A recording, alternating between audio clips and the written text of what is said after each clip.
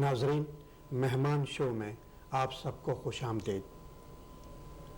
नाजरीन, जो मेहमान आज हमारे इस मेहमान खाने को सजा रही हैं, she graduated from हम्बर college in Toronto and in photography. Photography is her profession, and she is young and beautiful lady, Sameera Khan. Sameera Khan, welcome to Mehman Show. Thank you so much.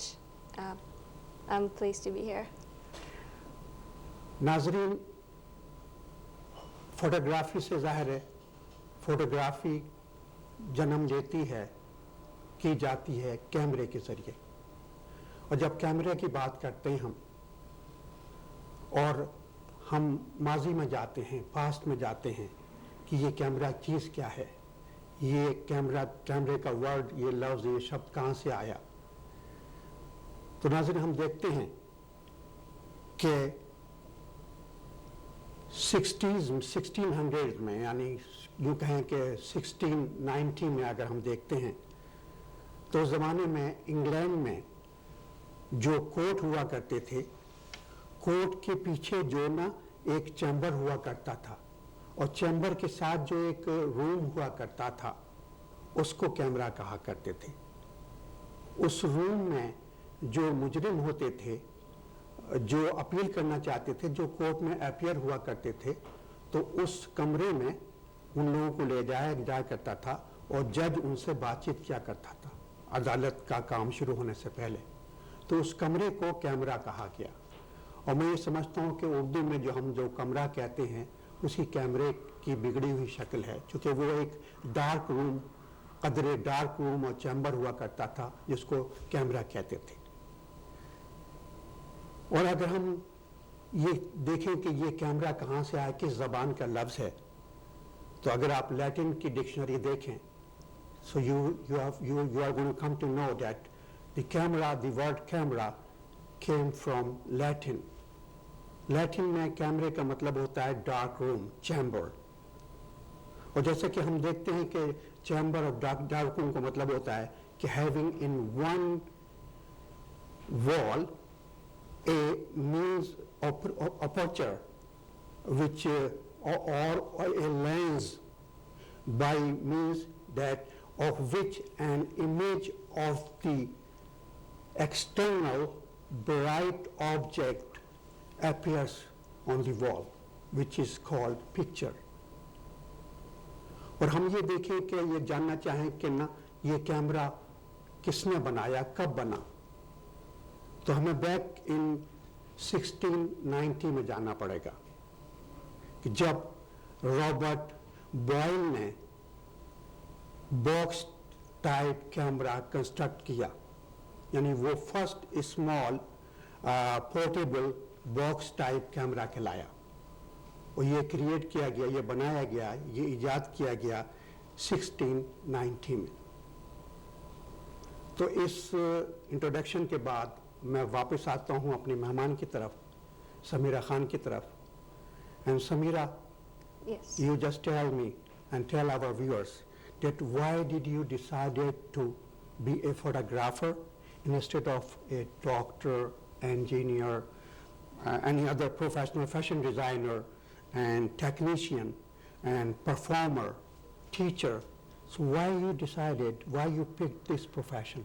The reason why I decided to be a photographer is it started as a hobby, and I used to photograph just for fun, and initially the word got out that I can photograph well, like I can capture people too. So as a like a favor, I was invited to capture a couple of weddings for my friends or family friends, and and then by word of mouth, I was invited to capture more and more weddings.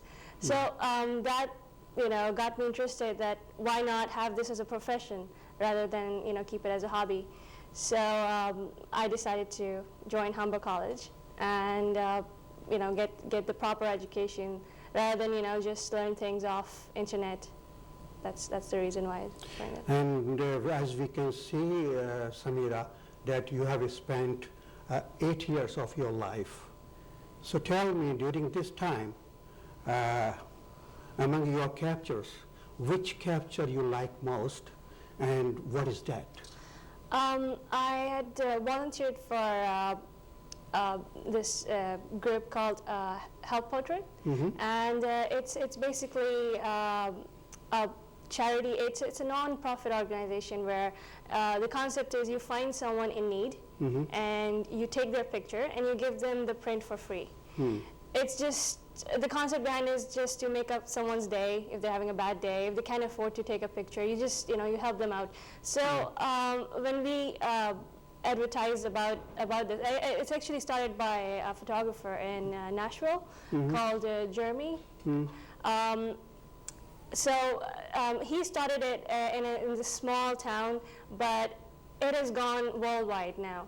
So we decided to have the similar type of events in Toronto, and I came across a lot of people, and they had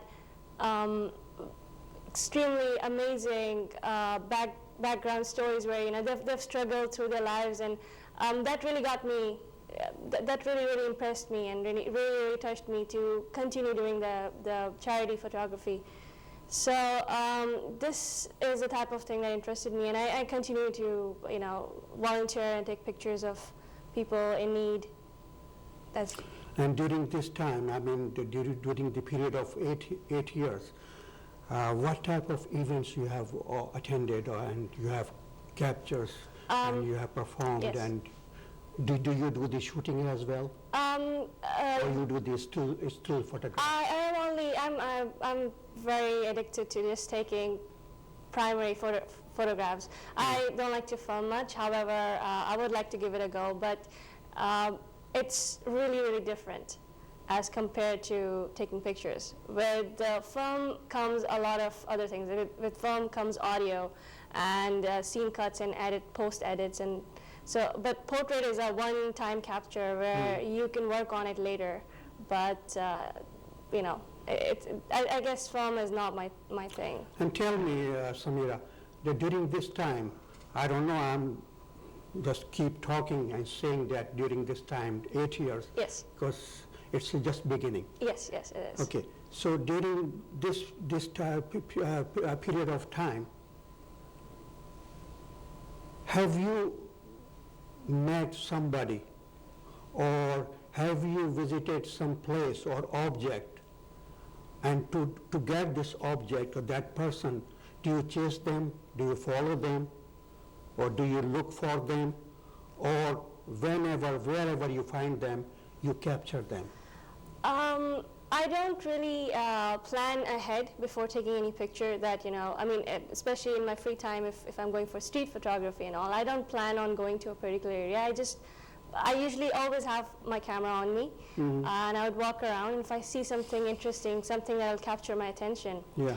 And yes, that has happened a lot in these 8 years where, I find something interesting, and we might be in the middle of a trip with family and all, and I'll stop everyone just because I want to capture that particular scene. So yes, that happens a lot, but it's never pre-planned. It's unless if I'm having a professional shoot, a portrait or a wedding to go to, yes, that's planned. But as a landscape or just street photography, I don't plan on it before. And up to this moment, you've been working as a freelancer photographer, right? Yes, because I've recently graduated, even though I've been photographing for 8 years, but it's been a freelance work. And I basically, work for myself. Okay. So, I don't know, this is not something personal, this is for some other people, who are interested or who are doing the same thing. Okay, so since this is not your this is not your earning profession. Yes. Since you are working as a freelancer, a photographer, so are you happy? Are you satisfied? Whatever you are earning, the money you are making for your living? Yes. Is this enough? Well, it's photography is. It's tricky. It's a tricky business especially if you're freelancing, because you're dependent on word of mouth. Yeah. If you've photographed a particular wedding and they speak well of your work, then you can they will recommend to their friends and family. So I would love to open my own studio. Here you go. This is what I'm going to ask you. So that's Yes. good. Yeah. So tell us. Yes, I do plan to open my studio in the near future. Yeah. For now, I am working as a freelancer, and I'm also looking for work. I would like to collaborate with some photographer as a second shooter, perhaps, to gain more experience before I get into the business side of this. Because having a studio is not just about taking pictures, and I'll have to look at the business side too, which is very tricky. Okay, after you establish your studio, and so are you going to work all alone, or you are going to have somebody with you to help you? Definitely, I would need an assistant at least and a receptionist to start with, because if I'm out on shoots, I can't just handle the entire business Then myself. what type of photography and business you are going to start with? It's going to be definitely wedding photography. Mainly business. wedding, right? Yes, mainly weddings. And having a studio space allows me to have portrait sessions as well. Right now I have portable studio where I could just go and set up anywhere, but having a studio space gives me enough space When to you have say equipment. portable studio, that means in the porta cabin, which you can move, right? Yes, exactly. So wherever you have to shoot, you have to capture, you have to do your work, you can go along with your studio, right? You can drive it. That's right. I have everything that disassembles, and you can set it up again. It's basically a portable studio.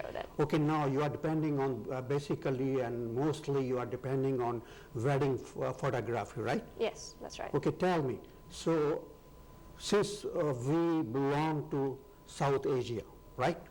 So what are you going to prefer, the only South Asians weddings or local weddings? Actually, that's my main focus, to have South Asian or the subcontinent weddings as my primary focus of business, because they're cultural weddings, and with culture comes and I'm familiar with the culture. I'm sorry to interrupt you that. Because since you are also from South Asia, yes. You belong, and you understand the things are going to exactly. be there, right? Yes. So that's one of my benefits of knowing the culture already, and so I know what's going to be next. But since you are educated here in Canada, yes. from Humber College, so you must be aware of the culture of the local community, right? Definitely. So for instance, if somebody invites you, somebody asks you to come to the church and capture our wedding. Yes. So are you feel that you are able to do that? Definitely. I'm familiar with... Do you understand their traditions the way they want? Definitely. I've gone to synagogues, and the Jews' cultures are a lot more different than the Christian weddings. And the Christian weddings take place in church, and then they move on to the reception, and it's up to them. But I'm familiar with all kinds of cultures and wedding scenarios. However, my main focus is the subcontinent weddings. It's because when I interned for a photographer in my college days, he did advise me to aim for cultural weddings, because that's where the money lies. Speaking from business terms, because cultural weddings, they last longer, they have more events as compared to let's say Christian weddings or Jews weddings, which are just a one-day affair. So yes. Yeah. So Sameera, tell me, as you know that our viewers they belong to South Asia. They are South Asians. Yes, true. And since because you are one of them, so you know the traditions, especially the wedding traditions.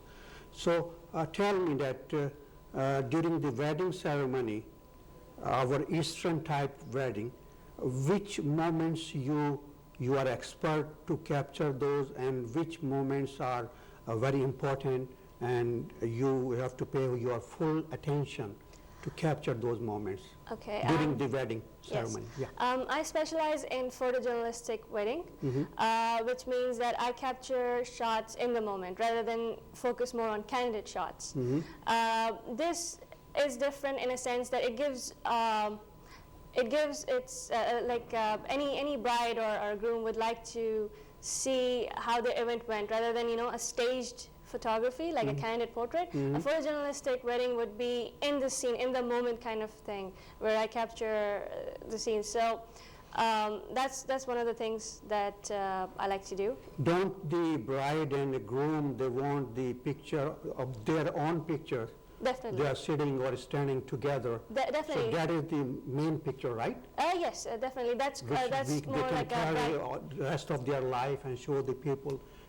yes, Because that's the picture carries a lot of memories, right? yes, exactly. That's the bride and groom session, the portrait session. Yeah. That usually happens before the wedding. We go either. I mean, it's up to the couple if they want a location-based photography or they want a studio-based portraits.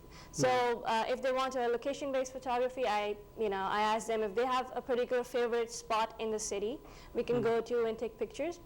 And that's from the Christian or Jew weddings, but mostly they do it. But I've seen that a lot of Pakistani, Indian weddings, Sri Lankan, yes, Bangladeshi, they want to have similar capture as well. Right. Yeah. It's sort of different from the usual set scenario that they're used to. Okay. Now I take you to the other part of the ceremony.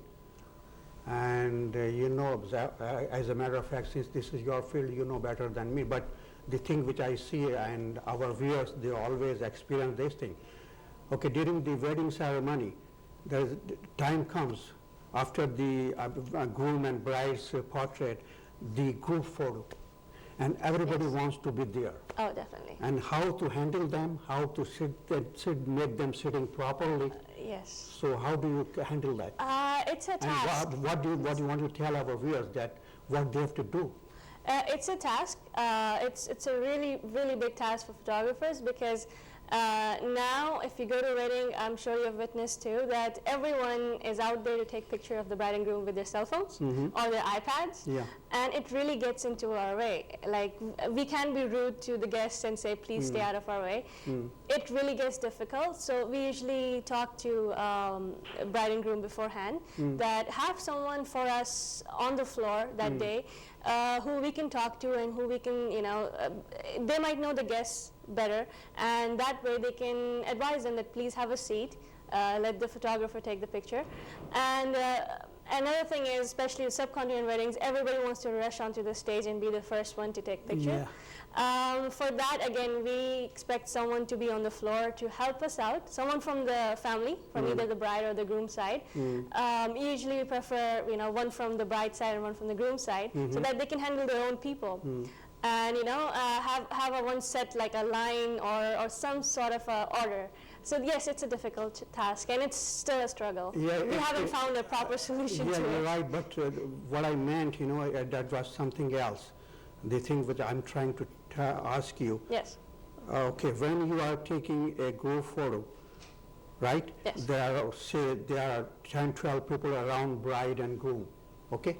Now, if one person out of them, he or she opens their mouth, or one of them is not looking at the camera, looking somebody else, and one of them is scratching their face or their body. Yes. They are doing something funny like that. That destroy the whole picture. Definitely. So how do you control them? How do you handle them? To get at that moment that you can take the picture. You have to be very smart and very sharp to make sure that everyone's looking at the camera. So they might be looking at one camera, but I have to look at those 10, 12 people at the same time. And usually it's not just one shot because... But how do you make them looking at your camera only? I get their attention. I have to be very loud. I have to be like, hey, look here, and I can't even show you right now. Besides looking at your camera, yes. But if one of them is still scratching on their body, well, opening their mouth or talking to somebody. Yes, I will take their one shot, two shot, point out, please don't do that, and take another 3 or 4 shots. But if they insist on, scratching themselves, I would, have them as is, and then I can't do anything about it. So, but, I do go over the pictures and probably not have that in the album. You know, something that's very awkward. You would not obviously, even the bride and groom would not like that in their album. So yes, I do talk to them and tell them, please don't do this or don't do that. And I'm supposed to, as a photographer, tell them not to or stand in a particular order. You know, that's the most I could do. And all of this you do all alone, or you need somebody's help? What I mean, that do you depend only on your camera, flashlight, or you put also the what you call that, post light? I have about Who's going to, I mean, make that thing for you? You cannot do that all alone. Yes, I do have an assistant. Like, but they're freelancers as well. So if I'm going to a wedding, I have obviously I'll have dates beforehand. So I have my fellow students, perhaps like my classmates, who would be interested to come along, or I could have an assistant. But definitely, you need one. Like, you need at least 2 people. I mean, me being a photographer myself, I would need an assistant as well to be there and help me out. Yes. Okay, so you have said that you are willing and wishing, and you are planning to have your own studio. Yes, inshallah. Yes. So, what do you think that? Do you think now that you are at your peak and you have learned everything? You don't need any further experience or improvement? Well, or you want to go with the same thing, with same manner, and with all of these the present whatever you have tooling you want to do rest of your life, do with the same thing, or you want to look forward and look for the improvements and latest technology? You want to go with that? No, like I said, I definitely look forward to opening my own studio. However, right now, being a freelancer is working out for me quite well. Yes, I would like more experience because though I photographed for 8 years of my life, but as a professional, like as a graduate, it's not even been a year. Because I've just, like in 2014 June, I've graduated from Humber College. So that opened more doors for me, more opportunities. Like I know how to approach people now much better, and I would like to continue as a freelancer for now, and inshallah open my studio. और आखिरी में चाहूँगा समीरा कि ना हमारे आप नाजरीन को बताएं उर्दू में, हिंदी में, कि ना इस सिलसिले में अपनी फील्ड के सिलसिले में आप उनसे क्या कहना चाहती हैं, आप उनको क्या एडवाइस करना चाहती हैं जो कि आपके लिए भी आसानियाँ पैदा करे और कि किसी दूसरे फोटोग्राफर के लिए आसानियाँ पैदा करे, कि उनको किस किस्म का कोऑपरेट चाहती हैं आप, कि वो कोऑपरेट करें, आप किस तरह करें आप?